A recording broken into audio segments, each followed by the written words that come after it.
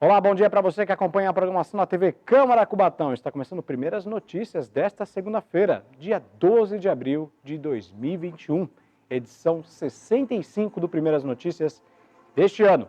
E a gente abre o nosso telejornal vendo com vocês as principais capas dos jornais da nossa região e também do estado de São Paulo. A gente abre então com a tribuna. Educação quer acelerar a vacinação de profissionais. Para a secretária estadual, isso é vital, as aulas presenciais. Ainda mais que agora estamos sob a fase vermelha, então algumas escolas, as particulares, já estão recebendo alunos 20% da capacidade. Então, para que tudo se resolva, para que não haja contaminações dentro das escolas, então os profissionais da educação estão sendo vacinados. Próxima capa é o Jornal Diário do Litoral.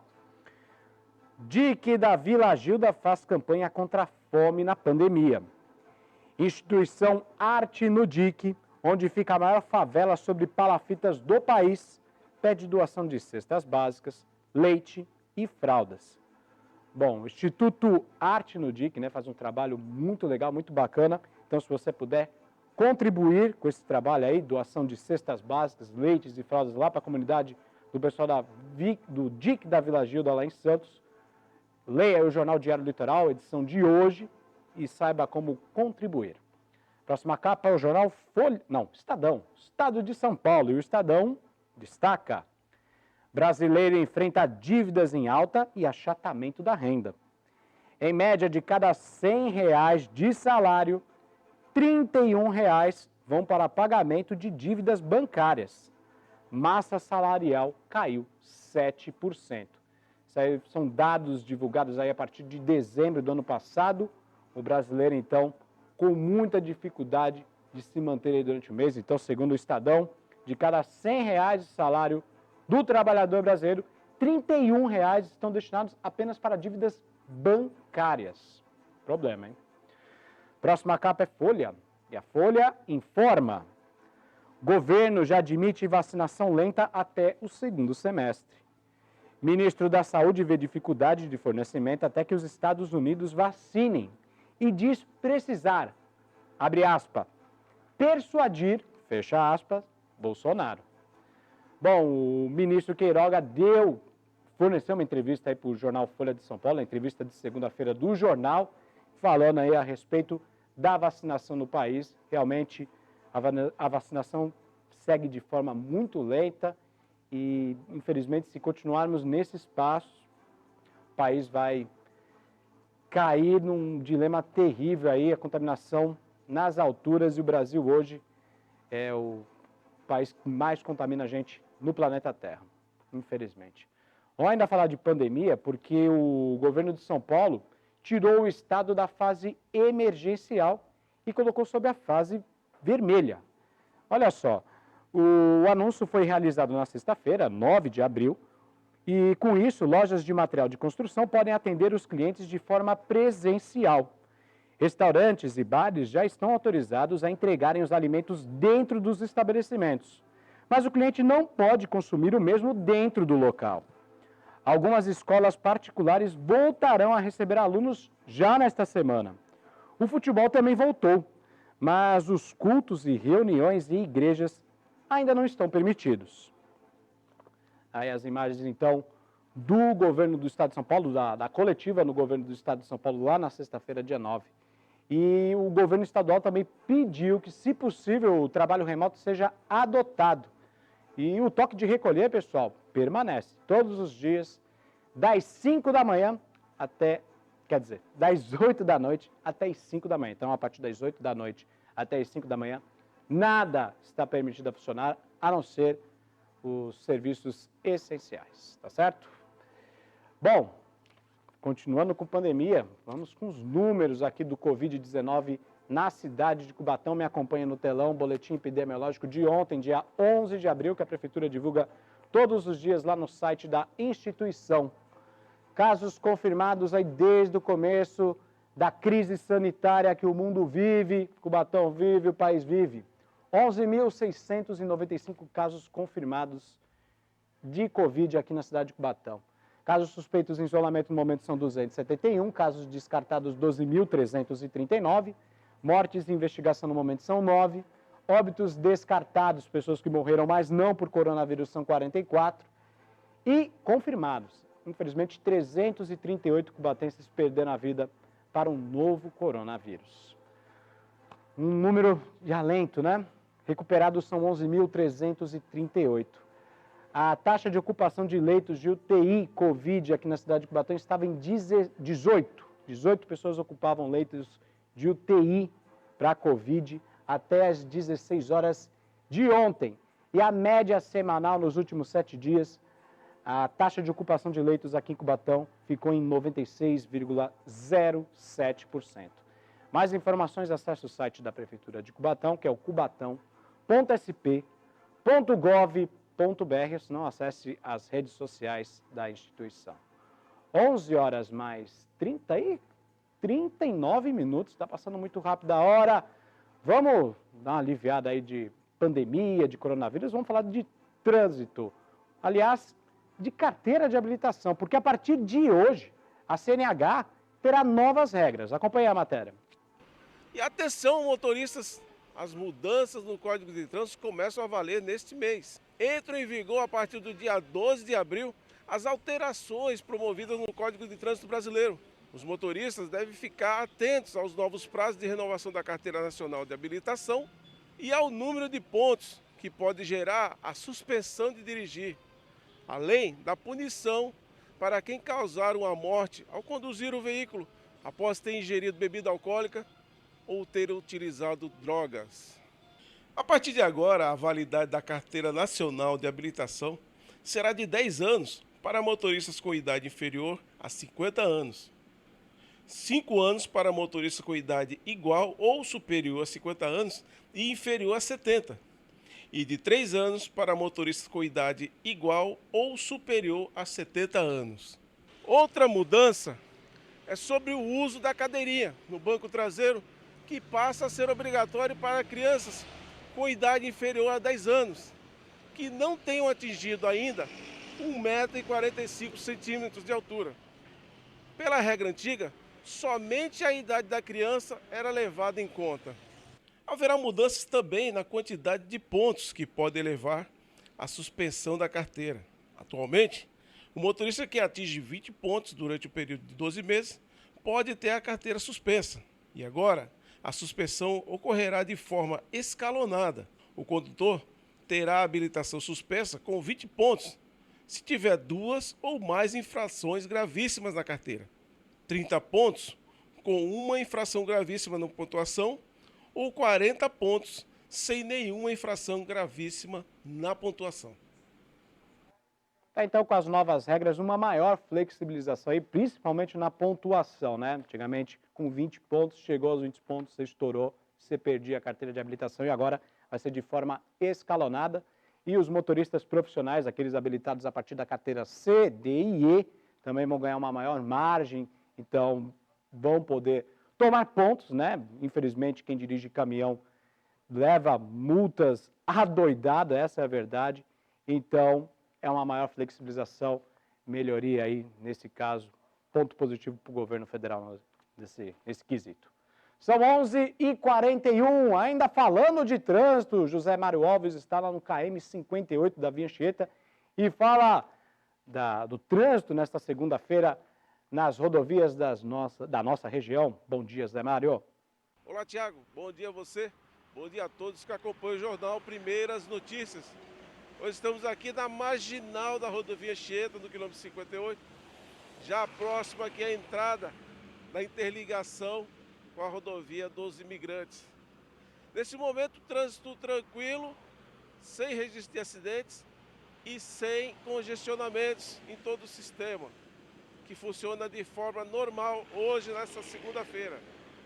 Caminhões e carretas com destino a São Paulo devem priorizar a rodovia Anchieta, no trecho de serra. Trânsito tranquilo também nas outras rodovias que cortam a nossa cidade, Padre Manuel da Nóbrega e Cônego Domênico Rangoni, sem congestionamentos e sem acidentes. O tempo está bom, a visibilidade é boa. Veículos com placas final 1 e 2 devem ficar atentos à questão do rodízio de São Paulo. Mesmo com a mudança da fase emergencial para a fase vermelha, o rodízio continua da mesma forma, das 20 horas às 5 horas da manhã de amanhã. Lembrando novamente, placas final 1 e 2 não devem circular lá na capital. É com você, Thiago. Perfeito, Zé Mário Alves. Então, reforçando o que ele disse. Placas finais 1 e 2 não podem circular hoje no centro expandido da capital, das 8 da noite às 5 da manhã. A gente está na fase vermelha, mas o toque de recolher continua das 8 às 5 da manhã. Então, por isso, a Prefeitura de São Paulo adotou esse horário aí no rodízio de carros na capital. São 11h44. E como a gente viu aí com o José Mário Alves, o céu tá azul, tá bonito, né? A semana começou com o sol. Mas, ó, uma frente fria está chegando, está a caminho e o clima pode mudar. Confira na previsão.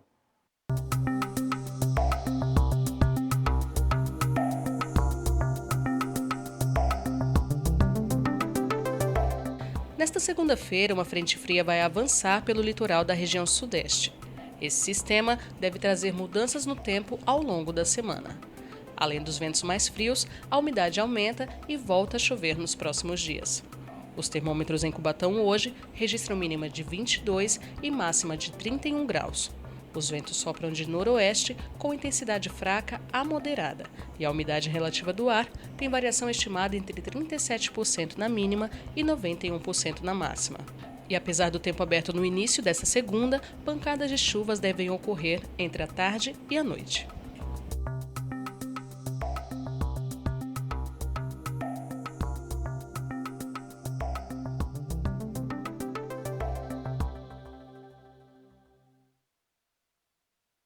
Então, frente fria está chegando, pessoal. Não se engane aí com esse sol aí fora.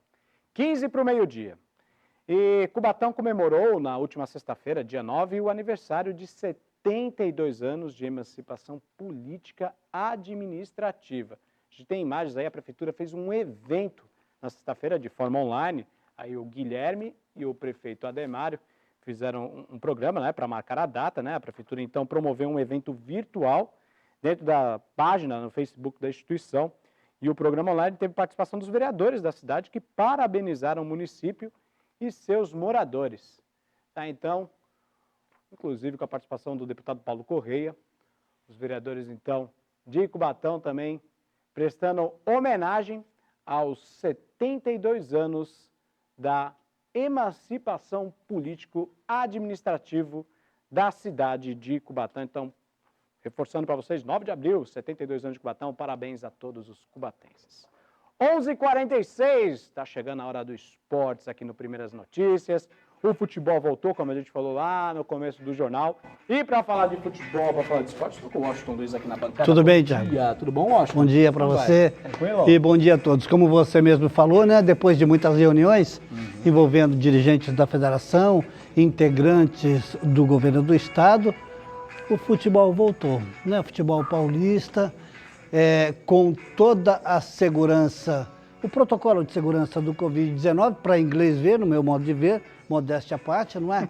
Porque continua tudo a mesma coisa. Mas o São Paulo não estava nem aí, São Paulo enfiou uma goleada no São Caetano, o Corinthians ganhou do Guarani, apenas o Santos, que foi muito mal, tecnicamente falando. Mas eu vou time reserva, né? Eu sou santista, vou defender meu time. Time reserva, né? Sei não, viu? Mas jogava em casa, o Botafogo também tá muito mal, enfim. Dá uma olhadinha nos gols aí do Campeonato Paulista deste final de semana. Com certeza, vamos lá. Devido à pandemia do coronavírus, o Campeonato Paulista deu uma paralisada, mas voltou ontem com a 11ª rodada. O São Paulo nem aí para o São Caetano e foi logo enfiando uma goleada no Morumbi. Arboleda de calcanhar abre o placar 1-0 São Paulo. Ainda no primeiro tempo, tabelinha na entrada da área e Rodrigo Nestor amplia o marcador. Reinaldo na entrada da área solta a bomba e faz 3-0. Depois do rebote da defesa São Paulina, Guilherme Castro acerta um belo chute de fora da área. Reparem que o goleiro do São Paulo ainda tocou na bola. Nesta cobrança de falta com categoria, Daniel Alves fez 4-1 tricolor. Tudo isso no primeiro tempo. E na etapa final, o estreante Éder toca no cantinho e fecha o placar. São Paulo 5, São Caetano 1. Em Campinas, o Guarani recebeu o Corinthians e se deu mal. Cruzamento fechado da direita, a bola toca no travessão e na volta o garoto Cauê completa de cabeça. Final, Guarani 0, Corinthians 1. Na Vila Belmiro, o Santos recebeu o Botafogo de Ribeirão Preto. Um jogo sem emoções e o placar não poderia ser outro. Santos 0, Botafogo 0. Próximo jogo do Peixe será contra a Ponte Preta de Campinas. Final da Supercopa ontem em Brasília, logo no primeiro lance, Rafael Veiga abre o placar para o Verdão 1-0. Felipe Luiz faz bela jogada e chuta. A bola bate na trave e na volta Gabigol empata o jogo. Pelo lado esquerdo do campo, Arrascaeta faz uma linda jogada e bate colocando o Flamengo na frente de virada 2-1. Neste lance, o árbitro marca pênalti em Rony. Rafael Veiga bateu e deixa tudo igual no tempo regulamentar. A decisão foi para os pênaltis e Rodrigo Caio foi o último a cobrar. Final, Flamengo campeão da Supercopa do Brasil.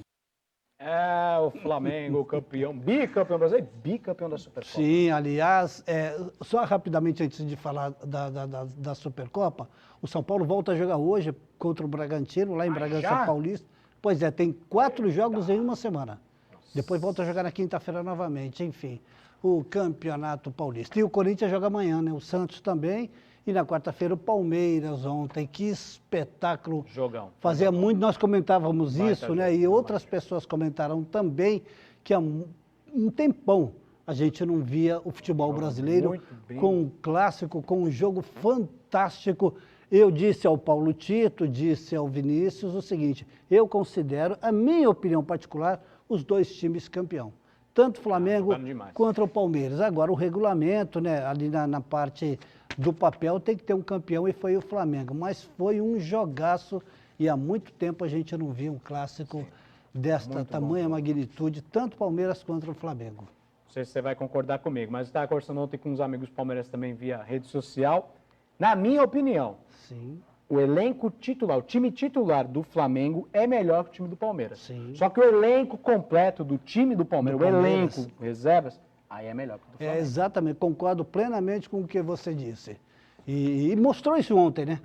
Mostrou isso ontem o time do Palmeiras, que no meu modo de ver, repito, também foi vitorioso, pode dividir ali a taça com o Flamengo. Pois é, Não é? os dois melhores times do Brasil. Os né? dois melhores times, sem dúvida nenhuma. Na atualidade. Mais informações de esportes, Washington? Ó, a gente falou aqui a semana passada a respeito da Superliga Sim. do vôlei feminino, não é? E agora nós vamos falar da Superliga do masculino. Legal. 3 jogos para saber quem será o campeão desse ano de 2021, Melhor envolvendo de 3. um clube paulista, que é o Taubaté, e mais um time, sabe de onde? De Minas. Eita, Minas esses Gerais mineiros, viu? acima do voleibol também no masculino, só que dessa vez joga contra o Taubaté em 3 jogos. Quarta e sexta, e se preciso for, mais um jogo no domingo para saber quem será o campeão da Superliga de vôlei masculino desse ano de 2021. Bacana o voleibol brasileiro aí, potência mundial, Potência medalhista mundial. olímpico, tanto masculino e feminino, então bacana essa Exatamente, informação exatamente. aí pro pessoal. É isso, Washington? 3 jogos. E hoje à tarde, na Federação Paulista de Futebol, reunião envolvendo dirigentes da Série A2 para saber se o futebol da Série A2 retorna, mesmo com este problema da segurança do Covid.